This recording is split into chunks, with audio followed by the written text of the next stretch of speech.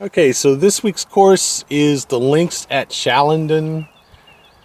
It is a slope 125 course from the back tees, length 6750, and it is approximately 10 miles north of Mount Airy in Howard County, Maryland, just north of Route 70, and it is in a decent location. It's a really nice upscale development of big McMansions, certainly larger McMansions, not necessarily the really big ostentatious ones that you can find out there, but still big enough.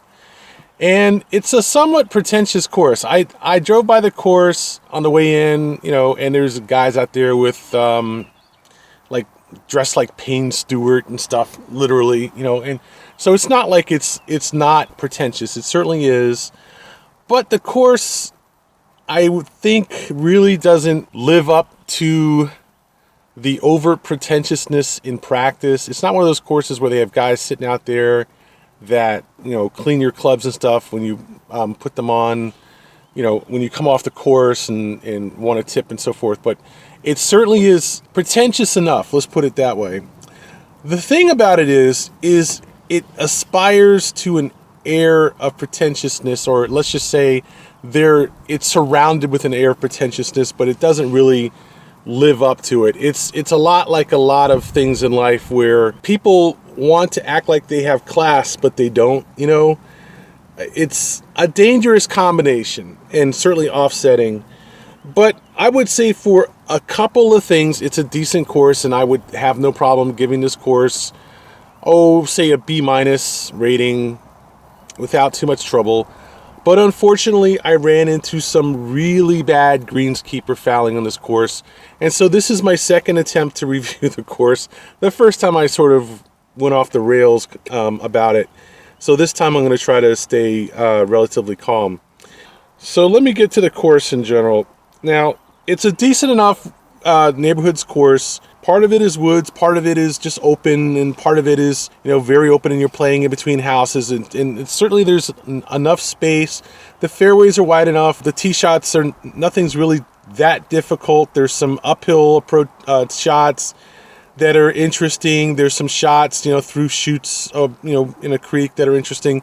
But I would say one of the things you have to be careful about with this course is the OB. There's a lot of OB stakes on this course, especially in the front, where you're playing, through a patch of backyards and stuff. And it's easy to play and not see the OB stakes.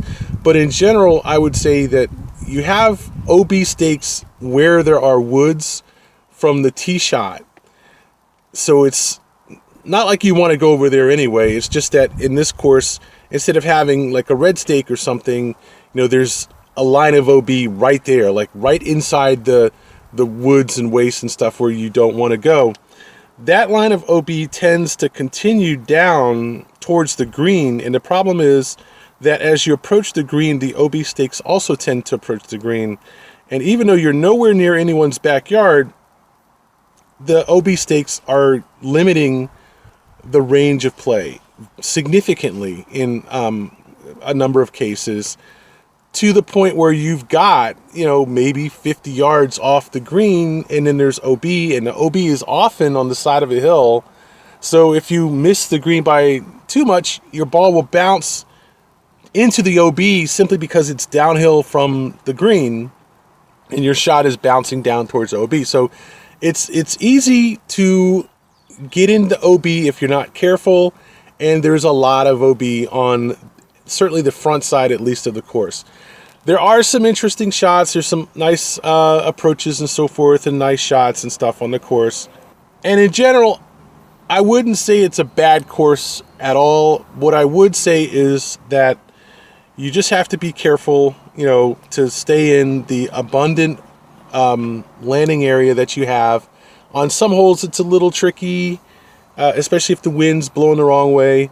But in general, it's not that bad. I shot 99 on this course, and that was despite all the issues that I had with, I would say, sloppiness in general. Aside from the greenskeeper fouling, the bunkers where people would go in and with both feet dig a nice deep stance and take a shot from the bunker and then walk out and leave the footprints and stuff. Not just footprints, but just where they dug in with their feet and just walk out and leave it. The greens were aerated but not sanded. They were fast enough but not smooth. They were often in a lot of places they were burned, almost like too much water, which is ironic. Burned red, burned dead in some places, not black, but sort of this brownish orange, which is, I don't know what that indicates, but it's not good. A lot of the greens had a fair amount of the greens burned out, and the greens were fairly big also. It wasn't like it was, one of those courses with small greens. They weren't huge, but they were big enough, certainly. But I would say the course it's a decent course, but it has a number of problems. So I'm torn in a sense from saying that I liked playing it. I mean, it wasn't the world's most entertaining course, but it wasn't bad. It was certainly decent. But at the same time, it has a lot of road noise. There's a lot of roads that go by the course. Quite often, you will be, trying to ignore a car or two that's passing right by you while you're trying to putt or while you're teeing off. And also, music in the car. A guy's playing rap music or something while you're trying to putt, and he drives right by you. Intersections, just a lot of road noise on this course. A lot of roads. It's like a shape that just kind of has a lot of roads on it. One of the more busy courses in terms of roads. There is an airport in the area in general, but it's not like it is right. Like, I think there's Frederick Airport, which is not far from there, and Winchester and stuff. But is it Winchester or something? But there's some town, out there where there's an airport, and you can hear the airplanes flying. But it's not like they're right over the course or anything like some other courses that I played lately. So not a big deal. Not a lot of noise. You can't hear I-70, for instance. You could probably hear more noise now from trucks and stuff that I'm recording because I'm in a park I just had lunch, so I'm not far from Route 29 and stuff, so you can hear some truck noise and stuff in the background. I would say overall it was less noise than this, but when there were cars passing by the course, they were right next to it. There's at least 3 fairways on the front side and a number of tee boxes and a number of greens where you're playing, and there's cars passing no more than 50 feet from where you are playing. So that's one thing. The backside was a little better in this regard, but the front side was pretty bad. I mean, it wasn't good at all, not good at all. But ignoring that, the course was okay. The course was decent. Ignoring the putting surfaces, the putting was decent. Ignoring a lot of things, it was a decent course. Like that. Stuff like that. The thing is, you can't ignore, or it's a lot harder to ignore, when a greenskeeper decides you're going to water the green while you're playing the green, while you're literally playing the green. This has happened to me one time before, out of all the time that I played golf, where a greenskeeper twice. One time it happened at Lee Hill, and it was the same kind of thing, but this was worse. So twice I had a greenskeeper, not once, but twice on this course, in this round, I had a greenskeeper, see me playing. I'm chipping up on the green. As a matter of fact, in one case, guy drives right next to the green with his cart, gets out, pulls out a hose, walks around back and forth. I'm literally walking on the green, approaching my putt, trying to set up. And so he goes and waters the part of the green behind where I was playing, away from the hole. But he's 20 feet away, watering the green, walking around with this thing slung over his shoulder, watering the green. I'm trying to play the hole, trying to putt, and he's just like, not a word, no, nothing, barely looked at me, whatever, just walked right on out and decided he was going to water the green, and watered the green. And for like 10, not even 10 minutes, 5 minutes, just water around, sprayed a little water on the green, and walked off. It was like he couldn't have put more than an ounce of water on, per square inch on the green. Almost nothing, no effect whatsoever. But he put some water down, he got that green watered, and all right, fine. So I was like, all right, fine. I'm not gonna say anything to him. I'm just gonna mention it in my review, and that was fine. But apparently, he was out there with another guy, and I'm out playing on another fairway. He drives down the side of the fairway towards the tee box that I just hit off, and then there's another guy on the green that I'm trying to play to, and I'm in the middle of the freaking green, fairway. Guy pulls up behind the green in the cart, does the same routine, dances around the green. I'm just sitting out there in the fairway just watching him. Literally watching him for 2 or 3 minutes until he finishes dancing around the green with his hose and then drives off. And then I park a ball right where he was standing behind the green. So, I paid $40 to play this course at 3 o'clock. And apparently, I fell into a class of player who didn't need to have even really the slightest respect from the green staff in terms of doing something as trivial as watering the greens at 3 o'clock, 4 o'clock, maybe 5 o'clock in the afternoon after everybody else had played. But at the same time, it was blatant disrespect. No question they interfered with my play. No question they interfered with my round. I literally had to stop and watch the guy water the green on the second time. I could not have played while he was doing that, and without shelling him, which I was tempted, but no, I won't shell him, and sat there and just waited for him to finish, and then finish my round. And this is the kind of thing, a lot of people, and I've had a lot of discussion about this kind of thing on my channel with other courses when something like this has happened. The greenskeeper crowd will stand up and say, oh, you want to play a nice course, you want it to be in good condition, but you don't want us to do landscaping, blah, blah, blah, while you're trying to play. What are we supposed to do? Go out there and do 18 holes, at 6 o'clock in the morning? And I'm like, look, okay, I don't mind if greenskeeping is done during the day. I don't care. I really don't care what time you do it, when you do it. Don't do it when I'm trying to play a hole. That's all I'm going to say. There's no way in hell that your greenskeeping is more important than the patrons actually playing the course. Okay? If they can't play because you're doing greenskeeping, that's when you have your priorities backwards. And I will say this one thing. I almost would swear never to play this course again, except for the fact that it was a decent course. I have to admit, it was a decent course. They have a nice patio.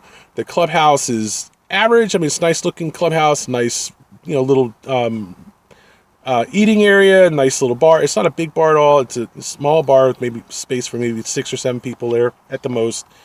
No showers. A lot more show than go in a sense, but it's a decent place, and I can't say that it sucks or it's like a expensive, overly pretentious course. I think it's just the people there that have an attitude problem, especially the greenskeepers, especially the course management, which supports this kind of crap.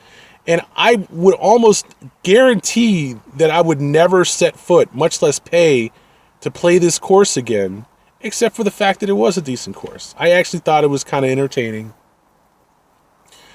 And it certainly wasn't all that expensive. I mean, $40 for the course on a Thursday, was a pretty decent deal. I had plenty of time to finish playing, and it was plenty of light, and it was absolutely fine. I got off the course at 7 o'clock. But the problem is, it didn't stop there.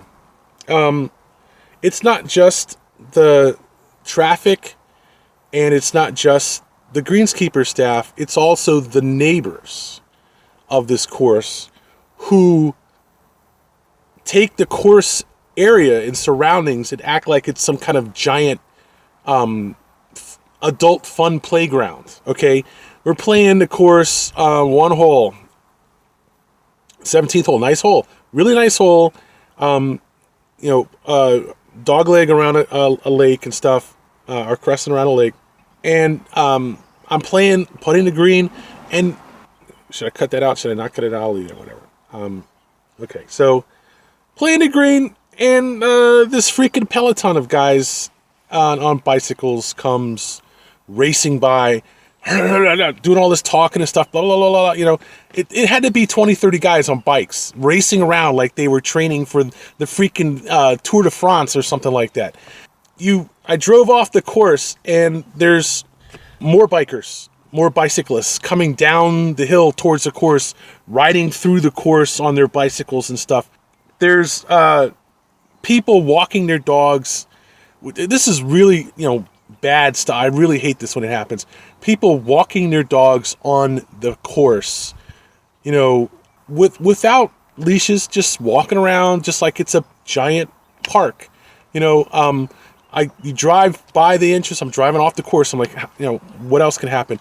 There's this woman and a guy sitting there at the entrance to the course. They're jogging, and they were jogging, and they're just sitting there, and they're talking, and they're like, oh, look at that guy, blah, blah, blah, and they're talking about me while I'm driving off the golf course, as if I don't meet their standards of what a golfer should either be, or what golfers are, or whatever. It's like, and it's an attitude, just a lot of attitude, okay, on this course. Car, I'm leaving this stuff in. I'm leaving it in because I want you to get an idea of what it's like to try to play golf when this is happening. Because there's a road right there. I should even move closer to give you a better idea. But the point is that it's not so much that the environment was really the problem. I just got pissed off by the attitude of a lot of the people there. Just hoity-toity bullshit. And it's really annoying to play golf and have to deal with people who are not playing, who don't respect people who play. And the whole reason the course is there is so people can actually play. And then you come on and you feel like an idiot for playing because nobody respects you there. It's not a good thing. It's just not. And I don't think that people should, ever encourage that by continue to play golf in that kind of environment. I mean, it's like going to a school where you're being bullied for going to the school by people on the bus or whatever that you take to get to the school, or walking to work from the metro and having some street person give you shit for working for this company as they sit there and enjoy the parks and the shops and stuff that are there because of this company and the fact that they pay taxes and they support a company that sells or rents landscape or office space for people, for companies like this.